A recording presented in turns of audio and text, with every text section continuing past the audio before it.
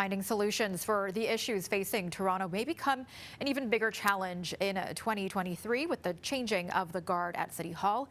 Now, Mayor Olivia Chow took over with plans to get things done quickly, for better or worse. Mark McAllister sat down with her for a one-on-one interview and a chance to reflect on the year that was. It would be your budget. You've spent many years in this space over a long period of time. Would you have thought 1 year ago that you'd be back in this chamber, in this position? You must be kidding. I do remember I sat over there for a long time. It's wonderful. The furniture is still the same. People are slightly different.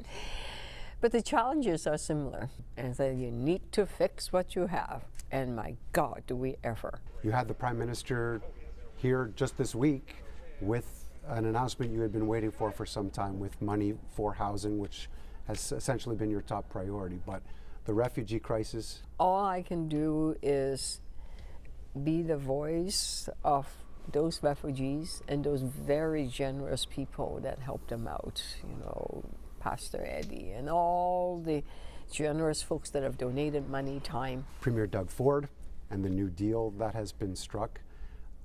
A lot of pluses. You were able to gain more than enough in terms of uploading the Gardner and the DVP. Some say you've made the compromise of handing over Ontario Place as a result of that. Well, I celebrate the $2.5 billion of investment that is coming to Toronto. In terms of the Ontario Place, it's not for me to give away. What can the taxpayers of this city expect in the new year in terms of new revenue tools, perhaps some new taxes? Well, they could expect a very grateful mayor to both Premier Ford and Prime Minister Trudeau. They would expect what they've said to us in the months during the budget consultation about what service matters to them. They will see their ideas integrated into the budget. All these services cost a bit of money. So that's what we are. We are really coming together with the money we pay into the central pot. Here are the services we deliver to each other, and for every families. You've called yourself impatient in the past. Mm-hmm. Sometimes that works for you, sometimes it may work against you. You've been criticized for pushing the Uber license cap through, perhaps the naming of Yonge Dundas Square, Rob Ford Stadium. We need to approve things a lot faster, whereas Cafe TO or housing. Yes, I am impatient in delivering the best services. Some of those on the Dundas, it's been, 2 years? It was going to be next spring. I want consultation in a meaningful way.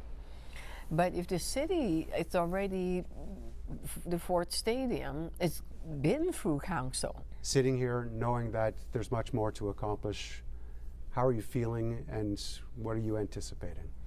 I feel very humbled and very honored to be back here playing a role as a leader with some incredibly talented councillors. It's democracy, it can get messy, that's okay. But that core feeling that we do want to create a city that's more affordable, that's very precious.